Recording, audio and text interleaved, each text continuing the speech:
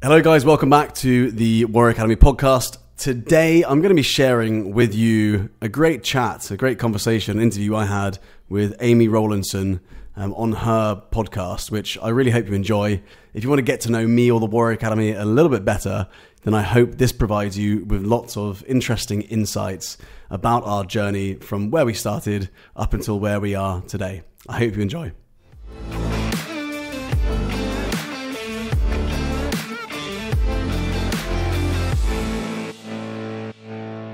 Today on Focus on Why, I am joined by Sebastian Bates. Welcome. Thank you, Amy, for having me. Great to be here. And where are you calling in from today? I am calling in from Dubai.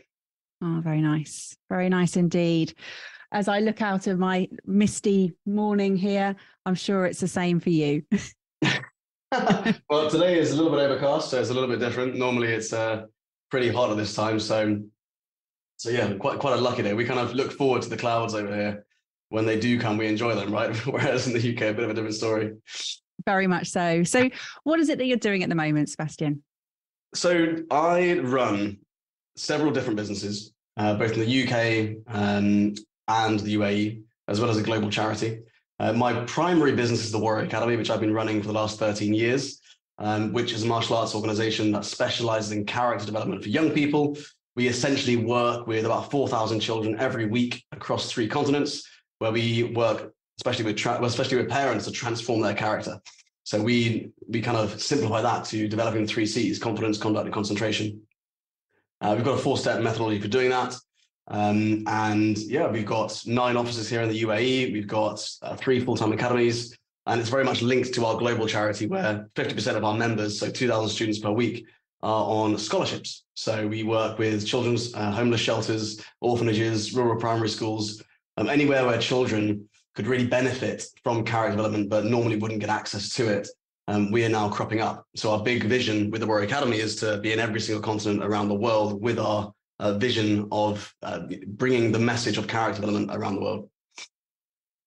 Now, this is not an overnight success, is it? No, no, definitely not. Lots of bumps on the way. Tell me about the journey. The journey of the Warrior Academy. Where did the Warrior Academy start? The Warrior Academy, to really talk about the Warrior Academy, I've got to go back to my childhood, right? So I studied martial arts as a child as a means to develop confidence. My parents enrolled me into my first martial arts class. And I remember walking into that first class and seeing the instructor in a uniform with what we call a dobok, with a black belt on, and the amount of discipline and respect and self-control and the performance of the students in the room was quite mind-blowing for me. And immediately when I joined, I felt a part of this black belt community. What I didn't realize from the moment I joined is how much that would shape the course of my life, right? That one club and that community and that ethos and the values there and the seeds that it would plant in my character would help transition me through bullying, through adolescence, through changing schools, through overcoming a near fatal accident, through challenging personal situations, both in my personal life, but also with business. And it really, for me, it's the impact that had on my character and how that then transformed me. And so that's where the seeds were planted, if you like, that martial arts could have this profound impact on my life. It's only when you look back and join the dots, you can actually see that. But essentially, I traveled around the world. I was studying at university in Denmark. I was studying architecture in Denmark. I quit after a year and a half to travel. I wanted more adventure. So I traveled to Asia. I was in India for a long time. I was in Southeast Asia, picking up work where I could. Eventually, I found Thai boxing. I started living and training on Thai boxing camps. Over the years, I've spent about 18 months in total on Thai boxing camps in Thailand, training and fighting professionally out there. And eventually, I came back to the UK, and I wanted to run a business, but I wanted to do something physical. I didn't want to be stuck behind a desk. And so I decided to become a personal trainer. Qualified as a personal trainer. My first gig was teaching Thai boxing in a fairly rundown inner city gym. And when I first got into that inner city gym, what I found was, a lot of the young people in there, I would call them young men, sort of 15 to 18 years old were pretty lost. They were coming from disadvantaged backgrounds. A lot of them, they were sleeping rough. There was lots of substance abuse, domestic abuse, lots of issues that they were going through, which was of no fault of their own, purely down to their environment. And they didn't really have a mentor to guide them through it. What I noticed that with that particular group is within a year, these young men were completely transformed. It wasn't really about martial arts. They were coming in and they were, instead of kicking their shoes off, they were parking them neatly. They were calling each other sir. They were bowing as they entered. There was this new level of respect, which transcended into everything in their life. And their lives started to change. And within a year, we had 15 national champions. And I made the pivot in that moment when I came to the realization that it wasn't about martial arts, it was about character, that if we could work with these same young men when they were much, much younger and plant the seeds that have been planted in my mind as a young martial artist, if we could change the course and direction of their lives completely. And so that one thought really captured my attention and really fueled the next 15 years of my life. And what I did is I went to the nearest primary school and launched a Warrior Academy club there. We had 20% of the whole school signing up. And the incredible thing is we've now, 12 to 15 years later, we've got the same students with us who are now instructors in the Warrior Academy. And we've now gone on to work with 30,000 children around the world with our real focus on character development over martial arts, just using martial arts as a vehicle because it's so good at developing character in young people. So when I look back, that's where it started from. That's the journey in a nutshell as to why we are where we are and why we do what we do. Now, martial arts is not something that's new. This has been in existence for millennia, hasn't it? Yeah, absolutely. Yeah. So do you think it had the same impact when it was created, as it started? Do you think it was built on the character development? I think martial arts is one of the, it's really hard to say because martial arts is one of those things where when you look back in some of the cultures where martial arts was embedded, it was a part of the education of a child, the normal education of a child in a lot of these cultures. And so the huge piece there was that it was less about self-defense and more about a moral education. And so a lot of the traditional styles have this, they've all got the 5 tenets of Taekwondo, right? They've all got the values, they've got the Bushido code. Each traditional style of martial arts has its own set of values that people live to and stick to. And they use those values to change the course or direction of their life based on the decisions they make. They've got a big decision to make in their life. They look and refer back to those values before they make it. And that's essentially character development, right? The refining of values so that you make better decisions because you've got a moral compass that's been refined. And that's what I think we're missing a lot of today. A lot of the issues that we've got today are that young people, they don't have that moral education that I feel that martial arts provides. A lot of the young kids nowadays, they're looking up to people like Andrew Tate. But is he providing them with a moral education, right? He's giving them the inspiration, the motivation. He's ticking all the boxes that young men want to see in their young teens, their late teens. But is he providing them with a moral education?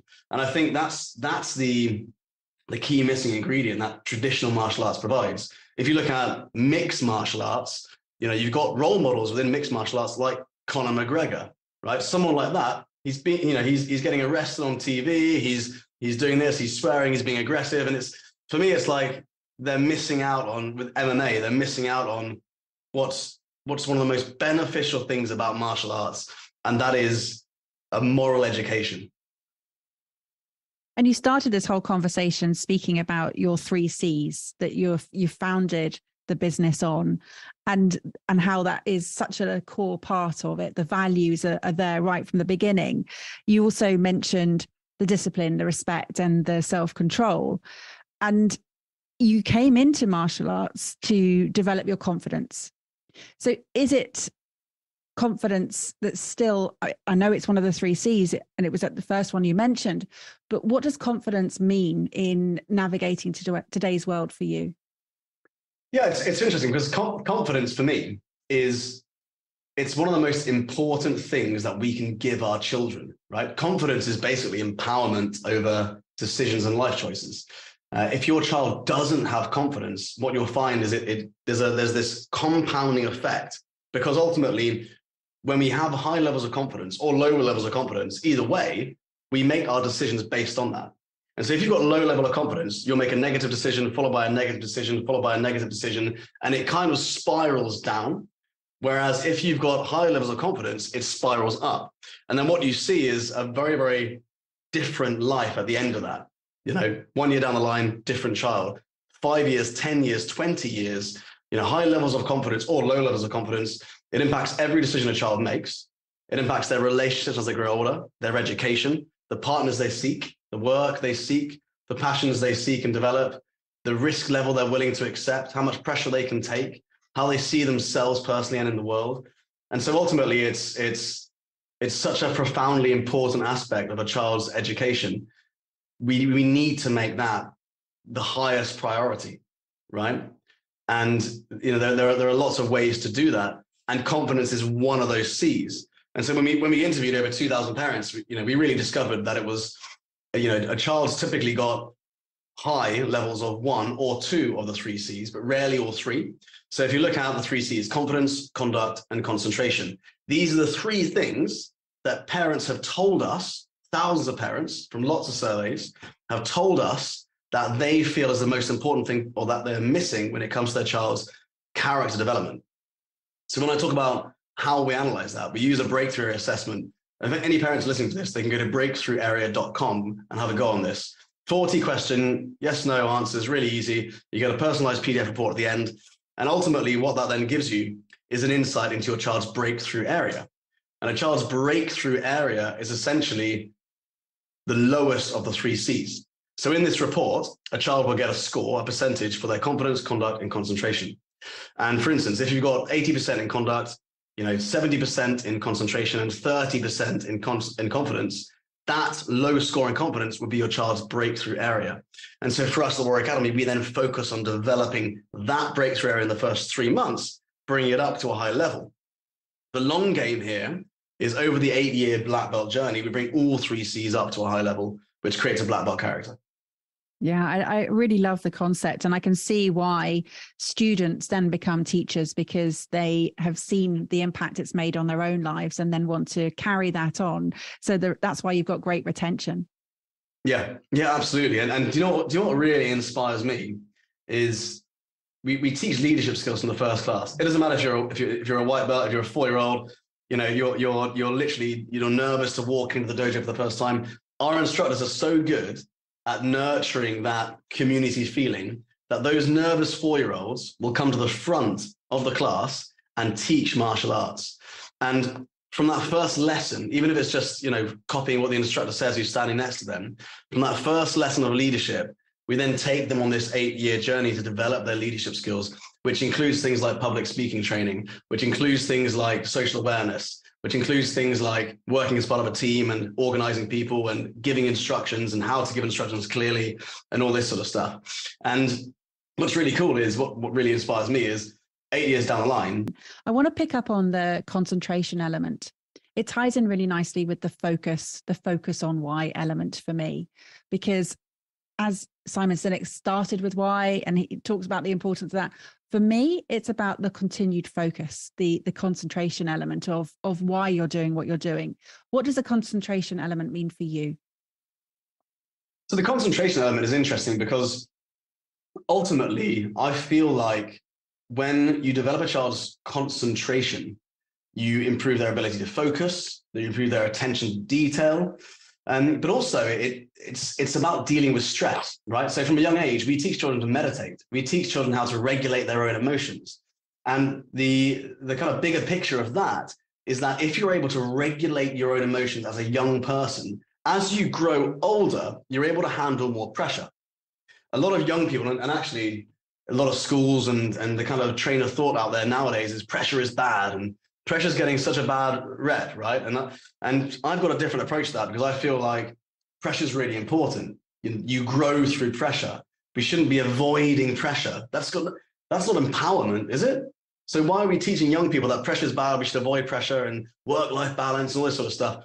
Balance is important, but the balance comes from within. right? And so for me, it's about regulating your own emotions, being able to process and understand pressure, because ultimately, if you can teach a child to handle more pressure and be able to process that in a positive way, they're rewarded more in life for it. Ultimately, the more pressure you're able to handle successfully, the more you're able to be rewarded in life. And so that a lot of that ties in with concentration, because concentration is about regulating emotions, about staying calm, staying focused, and having that attention to detail. I totally agree. I love it. The grit, the determination, the overcoming difficulties. You spoke right at the beginning about how it shaped the course of your life to adopt the practice of martial arts, and it helped you with bullying, it helped you with adolescence and the character development, and also your near fatal accident. Tell me a bit more. And also, yes, you mentioned business and personal challenges. Tell me a bit more about how they have helped you. The martial arts and the character development has helped you to overcome those challenges.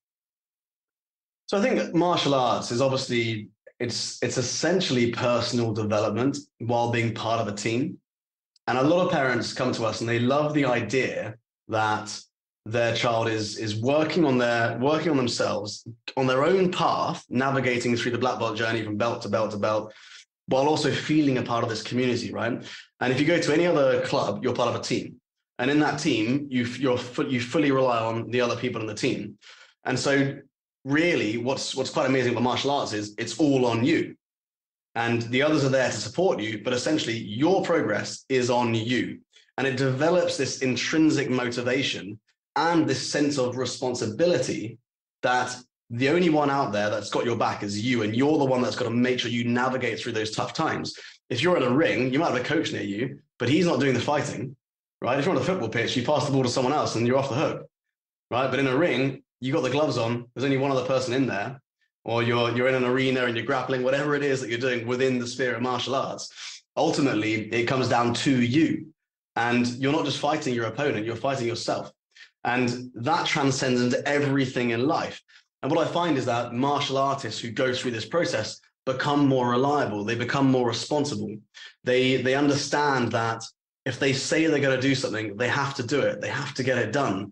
And ultimately, they have higher levels of confidence, because what they do is, you know, a martial artist who's got a black belt character, let's say, would go through that process, and with every little thing in their life, they'll try and do a little bit more than is expected of them.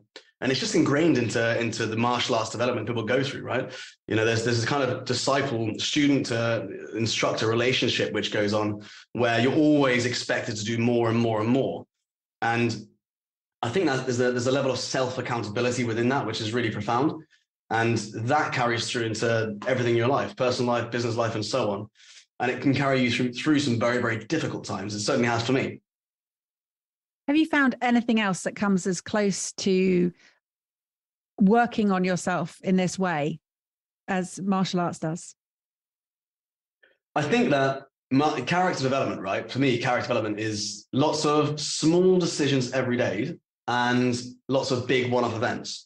And I think that character development is not just something that only martial arts does, but martial arts is a really great vehicle at that. I often say, you know, if there was a better way of doing it, I'd be doing that as well. And now I'm in the process of actually building other businesses that focus on character development. So we're working on mergers and acquisitions and partnerships with lots of businesses in the UAE, in the UK, around the world that focus on character development like us, but don't use martial arts. Because I think while martial arts is absolutely brilliant for doing it, and it's got this, you know, like I was mentioning, right, this unique way of developing your character while being a part of the team. And it's kind of like you're on your own, but you've got your own back, but there's those there to support you. There's the big one-off events, which are really important as well. And I think challenges and adventure is really important. And when I look back at some of the things that really changed and challenged my character, it was big treks across Dartmoor when I was younger, right? We did something called 10 Tours, which as a young, I think I was 14 or something, year old boy, carrying 25 kilograms, 30 kilograms on your back, bearing in mind I only weigh about 45 kilograms at that point, and then hiking sort of 40 miles across Dartmoor over 2 days was such a difficult challenge to do that you've got to dig so deep to do it. And what I loved about that was once you're out there, you're kind of on your own. You know, you're there with a team who are all there to support you, but it's you against the odds, you against the climate. And I think events like that are really amazing because they take you out of your normal situation. One of the interesting things I find about martial arts is, and anyone in elite sports, is they may train 4 hours a day, even as a kid, right? You might train 20, 30 hours a week if you're training for being in the national team, whatever it is. You might get taken out of school to do it. But what I've then found is those individuals, that environment becomes a very safe place for them. That actually becomes their kind of bubble. And so they're super confident in that environment. But if you take them out and you give them the real life, it's a very, very different experience for them. And they've got to somehow get used to this whole new thing. And so there's lessons they can learn from being in that bubble. But ultimately, once they're out, it's very difficult. And so I think that the best way to develop and nurture character in a young person is use the fundamentals of martial arts on a day-to-day basis, daily habits and so on, to develop their character, give them the moonshot, the black belt, which they go towards, but give them the opportunity to do big events, big outdoor adventure leadership challenges, which take them in a whole new environment. Basically, what we say to parents, it's taking the lessons from the dojo to the home and school life, right? It's not enough just to stay in the dojo and then that becomes your safe place. It's taking them out into a whole new place and making them think about the lessons they learned in the dojo and how they can apply them to a very different situation. Yeah, I really understand the concept of what you're sharing here. And you mentioned earlier about the compounding effect of how the lots of little incremental differences compound over time. And there's a couple of books I'll reference, Slight Edge by Jeff Olson, Darren Hardy, The Compound Effect. And it is about mastering the mundane. It's about understanding how the small daily efforts make a huge difference. And where you were talking about the challenges and the adventures, about embracing nature, and my goodness, and a lot of young people do not get out enough into the outside environment, that's for sure.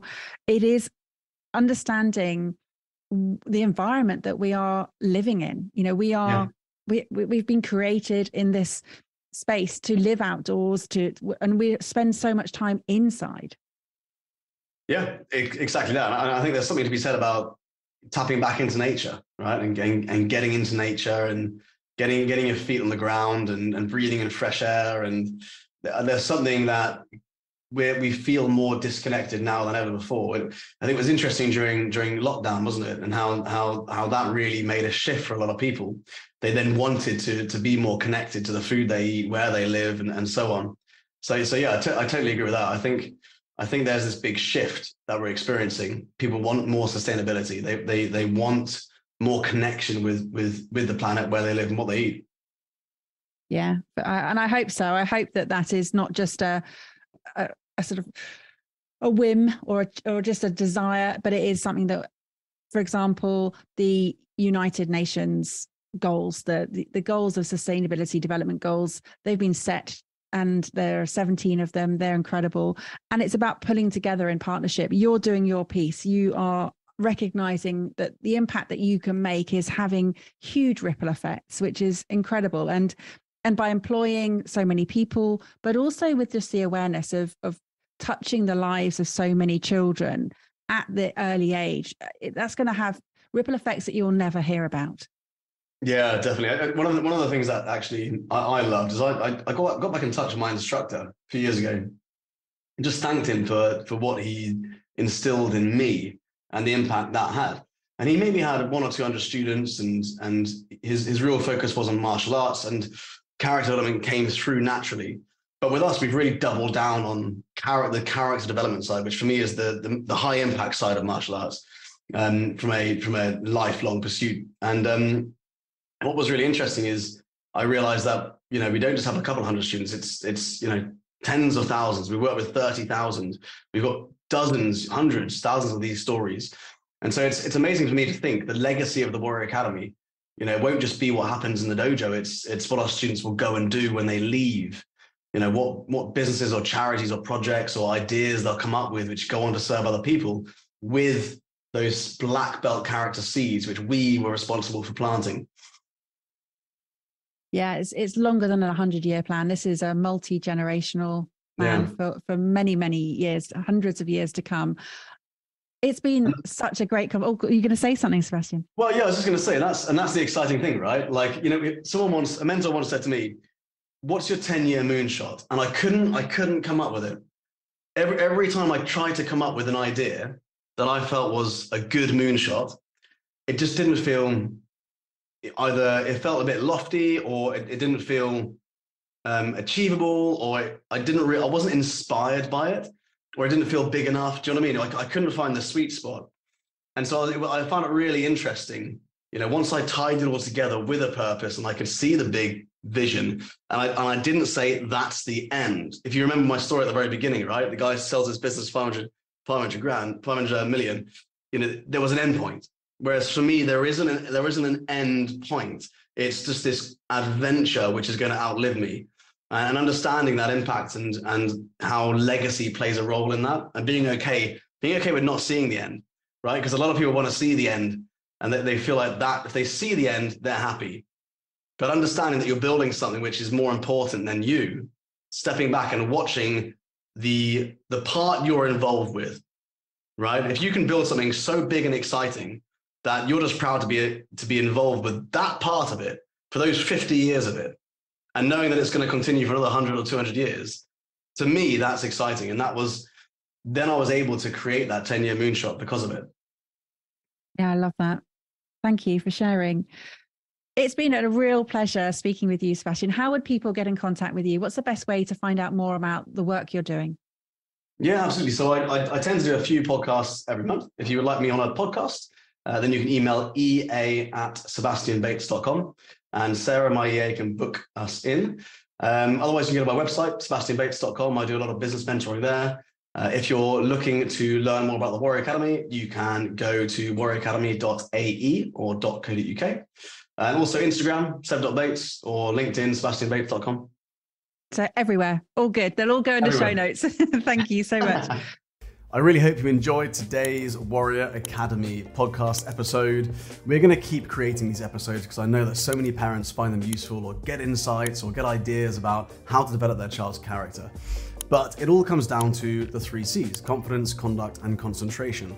So if you want to get a deep insight into the levels of confidence your child has, the level of concentration they have, or the level of conduct they have, so that you can actually put a score next to it and then work towards increasing those scores like we do in the Warrior Academy, then I'd love to invite you to fill in the Breakthrough Area Assessment. It takes about 5 minutes of your time, and you will get a personalized PDF report on your child's 3 C's. To access the Breakthrough Area Assessment and find out your child's 3 C's score, all you need to do is go to www.breakthrougharea.com.